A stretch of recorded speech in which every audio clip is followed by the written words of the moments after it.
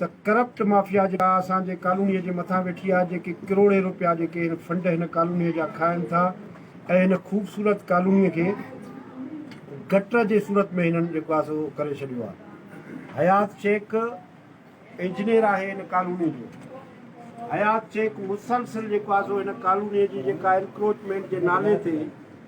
हिन माण्हुनि खे हिरासमेंट कई, माण्हुनि खे दाबा ॾिना, माण्हुनि ते केस दाख़िल करण जो जेको आहे धमकियूं ॾिनियूं ऐं उन चयो पिए त हिते जेके एम्प्लॉइज़ आहिनि उन्हनि जी जेका एनक्रोचमेंट आहे उहा जेका घरनि खे कई अथनि उहा हिननि जी ड्राईंदुसि वज़िद आहे। हिन ते हिते का बि इंक्रोचमेंट कोन्हे। असां वाज़े कयूं था त हिते 50 साल अॻ में जिन एम्प्लॉइज़ खे जंहिं मुलाज़िम खे हिकिड़े क्वार्टर जी अलॉटमेंट थी, उन खां पोइ उन जेको एम्प्लॉइज़ हुयो उन शादी कई, उनखे बचड़ा ॼावा, उन्हनि 2 कोठा 2 कमरा या उते जेका दीवार आहे आलमपना बचड़नि जे लाइ उहा उन ॾिनी। हे उनखे इंक्रोचमेंट थो सॾे। असां सम्झूं था त ही सिर्फ़ु पंहिंजी करप्शन लिकाइण जे लाइ, छो त वक़्तनि बवक़्तनि हिन कॉलोनीअ जा माण्हू, सियासी समाजी माण्हू ऐं ॿिया सभई उहे माण्हू जेके हिन कॉलोनी सां मुहबत कनि था उहे हिन जे ख़िलाफ़ु आवाज़ उथारींदा रहिया आहिनि ऐं उन्हनि खे ही धमकियूं ॾींदो रहियो आहे। अॼु हिन हिकिड़ो लेटर कढियो आहे कल्ह मुंहिंजे ख़िलाफ़ु। हिन लिखियो आहे त अमजद मैसर जस्कम जो अॻुवाणा जीए सिंध क़ौमी महाज़ दहशतगर्द तंज़ीम ऐं हिननि खे क्रिमिनल आहिनि। मां वाज़े कयां थो मीडिया जे थ्रू सॼी सिंध जे आॾो, ही उहो जस्कम हाउस आहे ऐं मुंहिंजो किरदारु जेको रहियो आहे, मां हिन ई जाइ ते 500 खां वधीक जेको आहे सो फ़ैसिला करे चुको आहियां ऐं मेड़ियूं खणी चुको आहियां जेके खूनी जेके झेड़ा आहिनि सिंध में। सॼे ज़िले जे अंदरि उडाउल अंसारी हुजे, नारे जा कलोड़ा तकरार हुजे,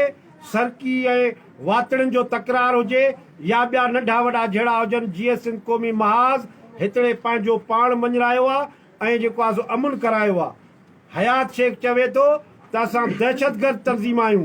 जीए सिंध क़ौमी महाज़ सिंध जी उहा जमायत आहे जंहिं सिंध जे ॿेटनि खां वठी धारी आबादकारी ताईं ऐं सिंध जे रोडनि रस्तनि खां वठी सिंध जे कोयले, सिंध जे तेल, सिंध जे पेट्रोल ताईं जदोजहद कई आहे ऐं सिंध जे रोडनि ऐं रस्तनि ते जीए सिंध क़ौमी महाज़ मंझंदि टाक हुजे,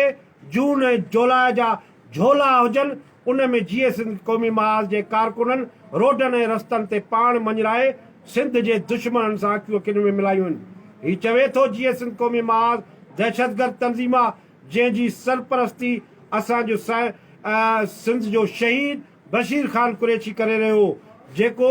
सिंध जे इश्क जे ॾोह में उनखे शहीद कयो वियो। शहीद बशीर ख़ान कुरैशी जी ॾींहुं राति जिदोजहदी जंहिं सिंध जे धारियुनि खे अखियूं ॾेखारियूं ऐं सिंध जा हक़ वरिता। हीउ चए थो त जीए सिंध क़ौमी महाज़ दहशतगर्द तंज़ीम आहे। हीउ चवे थो असांजे लाइ, चवे थो त हीउ क्रिमिनल आहिनि। मूंखे 2014 में NGOs जे तरफ़ खां हिकिड़ी कॉन्फ्रेंस थी जिन में 3 DI गॾिजी मूंखे अमन अवार्ड ॾिनो। मां हिन खैरपुर जे ज़िले में अमन कराइण में जीए सिंध क़ौमी महाज़ जे तरफ़ खां मुंहिंजो वॾो किरदारु रहियो आहे ऐं हयात शेख जेको आहे सो मूंखे सिर्फ़ु हिन जे लाइ चवे थो त मां हितां जे माण्हुनि जा घर बचायां थो, मां हितां जे माण्हुनि जा जेके अझा आहिनि उहे बचायां थो, मां हुननि जे घरनि जे लाइ विढ़ां थो। हा, मां सम्झां थो कॉलोनीअ जे कुझु माण्हुनि खे उहे इस्तेमालु करे जेके हुन जा कामोरा आहिनि उन्हनि खे इस्तेमालु करे असांजे ख़िलाफ़ु माहौल पैदा करणु चाहे थो, पर मां चवां थो त उहे बि असांजे कॉलोनीअ जा रहवासी आहिनि। उहे पंहिंजा रवैया, पंहिंजूं हमदर्दियूं, पंहिंजा सभु जेके वास्ता आहिनि उहे कॉलोनीअ जे मज़लूम ऐं ग़रीब माण्हुनि ते जेको आहे वक़ुफ़ु कनि। असां सम्झूं था त हीउ ज़ातियात ते लही आयो आहे। असां जेकॾहिं पंहिंजा हक़ घुरूं था, माण्हुनि जा हक़ घुरूं था, त हीउ ज़ाती तौर ते जेको आहे सो असांजे मथां केस दाख़िल थो कराए, FIR दाख़िल थो कराए ऐं असां सम्झूं था त हिन जो जेको यूनियननि सां पंहिंजो रवैयो आहे, हा यूनियनूं सां हिननि जो झेड़ो उहो पंहिंजो हिननि जो जेको आहे सो ॾेती लेतीअ जो झेड़ो आहे। यूनियन जे कुझु उहिदेदारनि जंहिंमें मुंहिंजो भाइटियो उन क़ुर शरीफ़ खणी चयो त त ही सभु करप्ट आहिनि ऐं यूनियन खे बि खाराइनि था। उन ते उहो ॾमिरजी पियो ऐं उनखे मौत मार धमकियूं ॾियारणु शुरू कयूं अथई ऐं चवे थो त जेको आहे सो उनखे मां माराईंदुसि, पंहिंजे वाठनि जे जेको आहे सो थ्रू माराईंदुसि, हुन ते केस दाख़िल कंदुसि ऐं हुनजी नौकिरी जेको आहे सो टर्मिनेट कंदुसि। मां हिननि सभिनी जे आॾो ऐं मीडिया जे आॾो इहो वाज़े करणु घुरां थो त जेकॾहिं उनखे टर्मिनेट कयईं त असां सम्झूं था उहो बि जेको आहे सो हुनजो बुग़्ज़ जे बुनियाद ते आहे। जे न त जेको हिननि जो चीफ आहे उहो वेही हिननि सां ॻाल्हियूं करे, जेको स्कारफ जो चीफ आहे उहो वेही ॾिसे हिन जेको आहे सो इंजीनियर जा लक्षण, त इंजीनियर जेको आहे सो कहिड़ो किरदारु अदा थो पियो करे। ही यूनियनूं सभु उन चीफ वटि वेहण जे लाइ तयारु आहिनि। हू चाहिनि थियूं त जेको आहे सो चीफ लेवल जो माण्हू, सेक्रेटरी सतह जो माण्हू वेही असांजूं ॻाल्हियूं करे। ऐं अॼु बि मां चवां थो त जेकॾहिं जेको आहे सो जेको चीफ आहे जेको आहे दीवान साहब, जेकॾहिं हिननि खे कॉल करे त मां ज़िम्मेवारु आहियां, क़ौमी महाज़ चाहे त तुंहिंजे ख़िलाफ़ सॼी सिंध में ऋण ॿारे सघे थी, तुंहिंजे जेको करतूत आहिनि, तुंहिंजी जेका बदमाशी आहे, तुंहिंजी जेका करप्शन आहे, पर मां चाहियां पियो त मां जेको आहे सो तोखे इन शइ जो बि जवाबु न ॾियां, पर मूंखे मजबूर कयो वञे इन शइ ते त तव्हां कल्ह बि हितां जे सियासी पार्टियुनि जे अॻुवाणनि जे मुंहं ते चयो आहे त असां ही कानूनी 1 महीने जे अंदरि ठाहींदासीं। असीं चऊं था त ही कानूनी हितां जे रहवासियुनि जो हक़ आहे। तूं केरु थी तूं जेको आहे सो हाई कोर्ट जे हुकमनि खे हरू भरू जेको आहे सो तूं इस्तेमालु थो पियो करे। हाई कोर्ट जा हुकुम उते आहिनि जिते ॿेलनि ते कब्ज़ा आहिनि, जिते घरनि ते कब्ज़ा आहिनि, जिते जेको आहे सो गवर्नमेंट जे 27 लख एकड़ ज़मीन ते कब्ज़ो आहे। अॼु बि तूं ट्यूबवेलनि जी जेको आहे सो तुंहिंजा ट्यूबवेल घणा था हलनि पिया ख़ैरपुर में, अॼु बि ट्यूबवेलनि जे बिजली जा पैसा खाए थो, ट्यूबवेलनि जे जनरेटरनि जा पैसा खाए थो, उन्हनि जे मशीनुनि जी जेका मरम्मत आहे उन्हनि जा पैसा खाए थो। अध खां घणा ट्यूबवेल जेके आहिनि उहे बंदि लॻा पिया आहिनि। ऐं तोखे ऐं मीडिया जे थ्रू बि वाज़े करणु ॻाल्हि घुरां थो त टियों ही क्वार्टर आयो आहे हेतिरे करोड़ रुपयनि जी बजट जो, जेको बि माण्हू असां वटि सभई माण्हू शायदि हिन शइ जा त ही चवे थो त 3 क्वार्टर जेके आहिनि मां कॉलोनी में रहंदड़ जजनि खे ॾिना आहिनि पैसा। मां पुछा करणु घुरां थो उन जज साहिबान खां त ही तव्हांजे मथां इल्ज़ाम थो हणे, तव्हां कमेटी मुक़ररु कयो, 100 माण्हू कॉलोनीअ जा शायदि ई ॾियण जे लाइ तयारु आहिनि, जन जे आम्हूं साम्हूं मुंहं ते हुन चयो आहे त जेका बजट आहे मां हिते रहंदड़ जजनि खे ॾियां थो, हिते रहंदड़ रेंजर्स खे ॾियां थो, हिते रहंदड़ फोर्सिस खे ॾियां थो। असीं चऊं था त उहा ग़रीबनि जे शितनि जा पैसा आहिनि, उहे ग़रीबनि जे आलम पनाह जा पैसा आहिनि। उन्हनि खे तूं उन्हनि ग़रीबनि जे हवाले जेकॾहिं तूं नथो करे त तूं कंहिं बि इल्ज़ाम न हण। कोन था वठनि तव्हां खां इहे पैसा, हिते रहंदड़ जज साहिबान तव्हां खां पैसा कोन था वठनि,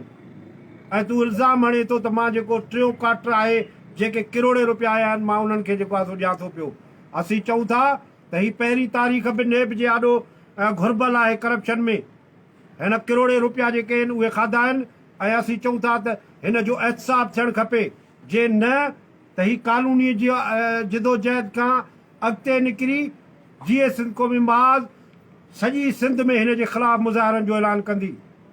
ऐं नेब ऑफिस जे आॾो बि धरणो हणंदासीं, एंटी करप्शन आॾो बि धरणो हणंदासीं। अॼु असांजो हीउ एहतजाज, अॼु असांजो गॾु थियणु, ही जेके कॉलोनीअ जा उहे मज़लूम ऐं ग़रीब ऐं महकूम माण्हू आहिनि जंहिंजा अझा जेको आहे सो हीउ ठाहे थो, उनजे ख़िलाफ़ु एहतजाज कंदासीं। ऐं वाज़े तौर ते चऊं था त जेकॾहिं सुभाणे कंहिंखे बि नुक़सानु थियो, कंहिंखे बि कंहिं क़िस्म जो केस दाख़िल थियो, कंहिंजी बि हिन जेको आहे सो कंहिंसां बि ज़्यादती कई त उनजो ज़िम्मेवारु फ़क़ति ऐं फ़क़ति हिकिड़ो हयात शेख हूंदो, जेको माण्हुनि खे धमकियूं ॾिए थो ऐं माण्हुनि खे जेको आहे सो अझा ठाहे थो। इहे असांजूं चंद गुज़ारिशूं हुयूं। ऐं ही कानूनी ही सभई जेको नंढा वॾा हिन कानूनी जा एहतजाज कनि था, मां सम्झां थो त जेको चीफ साहिबु आहे या सेक्रेटरी आहे उहो हिन शइ जो नोटिस वठे ऐं हिन जे ख़िलाफ़ु जेके आहिनि उहे जेको आहे सो एक्शन खणनि, न त ॿी सूरत में जेको एहतजाज आहे उहो जेको आहे सो अञा बि जेको आहे सो अॻिते वधाए वेंदो। ठीक है ये गडियल रखूं हां कंफर्म करा हां ठीक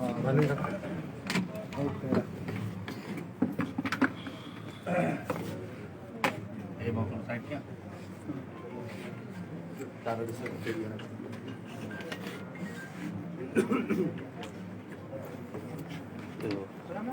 दोस्तन की जगह वठी दे लूटिंग करे वठन हलिया कानो अचो दोस्त साहब ने के यात्रा निकरी आ रे तालियो शुएब का दियो शुएब निकरी हां कुंडा में ले रो हां तेरे थी वही ना तू हेरो चनो भागो ना हेरो भागो ना हां ना ही ना इधर इन बड़ी होते जाने में बैठा तो इन्हें ये जुदा तो साथ सही तो शहनवाज भाई ये हो ना हेलो फोटो पे करें हां तो हेलो लिबम में ना लाए ना